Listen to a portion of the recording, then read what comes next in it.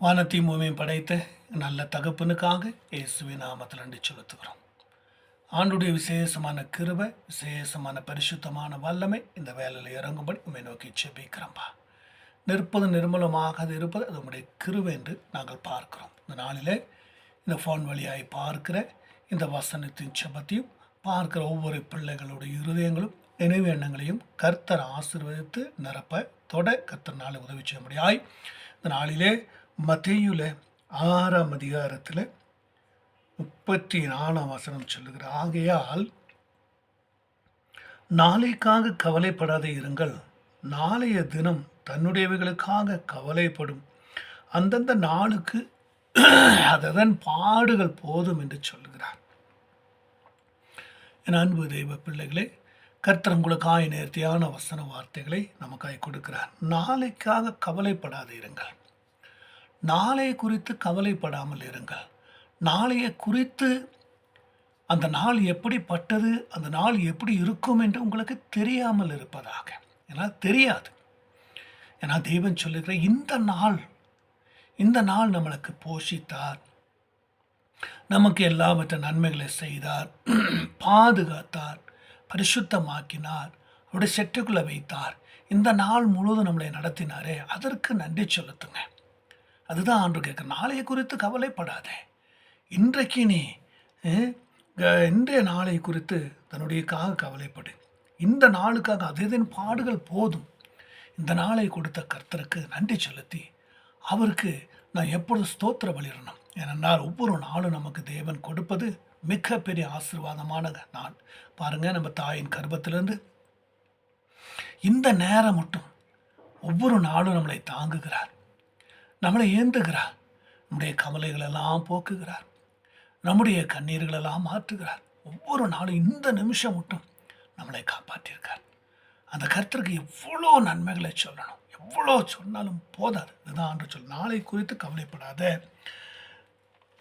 இன்றைய குறித்து சந்தோஷப்படு என்று சொல்லுகிறார். ஏனென்றால் பிரசங்கில 7ஆம் அதிகாரத்தில் 10ஆம் வசனம் சொல்லுது, இந்த நாளை பார்க்கிலும் முன்னாட்கள் நலமாயிருந்தது என்று சொல்லாதே, நீ இதை குறித்து கேட்பது ஞானம் அல்ல. எகிப்தில் அந்த இஸ்ரவேல் ஜனங்கள் எகிப்திலிருந்து மீட்டு மோசே அழைத்து மீட்டு கொண்டார். அவர்களுக்கு தேவை அனைத்து கொடுத்து கொண்டே இருக்கிறார். ஆனாலும் அற்ப விசுவாசியாக இருந்தாங்க. பாருங்க, அவருடைய விசுவாசம் உறுதி இல்லாமல் போனது. அவர் என்ன சொல்கிறாங்கன்னா, பழைய அந்த உபத்திரவ காலத்தை குறித்து அவங்க பேசுகிறாங்க, பழைய அந்த போராட்டத்தை குறித்து பேசுகிறாங்க. அவங்க என்ன பேசுகிறாங்கன்னா, மோச இடத்துல முறுமுறுக்கிறாங்க. நாங்கள் இங்கே வந்து தீயிலும் வேதனையிலும் சாப்பாடு இல்லாமல் உணவு இல்லாமல் இந்த இடத்துல கஷ்டப்படணுமா? நாங்கள் எகிப்தில் இருக்கும்பொழுது நல்ல வெள்ளேரி பெஞ்ச நல்ல இறைச்சிகள், நாங்கள் அனுதினமும் ஒவ்வொரு நிறைவானதை சாப்பிட்டு உண்டு கழித்து வந்தோம். நாங்கள் எங்களை அங்கேயே விட்டுருக்கலாமே, இங்கே எங்களை சாகும்படியாக கொண்டு வந்திருக்கீங்க, உங்களுக்கு அடிமையாக இருக்கும்படியாக கொண்டு வந்திருக்கீங்க, உங்கள் ஆண்டவர் எங்களுக்கு என்ன செய்தாருன்னு சொல்லி புலம்புகிறாங்க. அப்போ ஆண்டவர் சொல்கிறாரு, இந்த நாளை பார்க்க முன்னாலமாக இருக்கும் என்று நீ சொல்லாதே, இதை குறித்து கேட்பது ஞானமல்ல என்றார். அப்போது பழைய காலத்தது போனதை குறித்து, போன நிமிஷத்தை குறித்து, போனவரை குறித்து, போன நாட்களை குறித்து, போன காலங்களை குறித்து, போன வருஷத்தை குறித்து நாம் என்ன பண்ணுவோம்? புலம்பக்கூடாதான். இந்த நாள் போயிடுச்சு, அவ்வளோதான், அந்த நாள் முடிஞ்சிச்சு. இனி மறுநாள் அது கர்த்தருக்குரியது. அதில் வாழ போகிறோமா, இருக்க போகிறோமா, படைக்கிறோமா, ஜீவனை கொடுப்பாரா, அந்த நாளுக்கு ஆசீர்வதிப்பாரா, அந்த நாளை நடத்த போகிறாரா, அவருடைய விருப்பப்படி நடத்த போகிறாரா, அவருடைய விருப்பத்துக்கு நம்மளை நடத்த போகிறாரு என்று சொல்லி நாம் தான் கொடுத்த இந்த நாளுக்காக செபித்து நாளைய நாட்களாக செபிக்கணும். நாளைய நாட்கள் கர்த்தருடைய சமூகத்தில் வைக்கிறேன், எப்படி இருக்கணும் என்று சொல்லி கற்றுக் கொடுங்கன்னு சொல்லி செபிக்கணும். இந்த நாளை பார்க்கலாம் முன்னாட்கள் நலமாக இருக்குன்னு நீ சொல்லாதே என்று சொல்லுகிறார். அதே பிரசங்கியில், அதே ஏசாயாவில் 22ஆம் அதிகாரத்தில் 13ஆம் வசனம் சொல்ல, நீங்களோ சந்தோஷித்து கழித்து ஆடு மாடுகளை அடித்து இறைச்சியை சாப்பிட்டு திராட்சரசத்தை குடித்து புசிப்போம் குடிப்போம், நாளைக்கு சாவோம் என்று சொல்லியிருக்கிறீங்க. இது ஆண்டவருக்கு பிரியமில்லாத காரியம், இது அருவருப்பான காரியம். வாழ்ந்தோம், உண்டோம், குடித்தோம், மரித்தோம். அதனால பிரயோஜனம் இல்லை, ஒரு லாபமும் இல்லை. ஏன்னா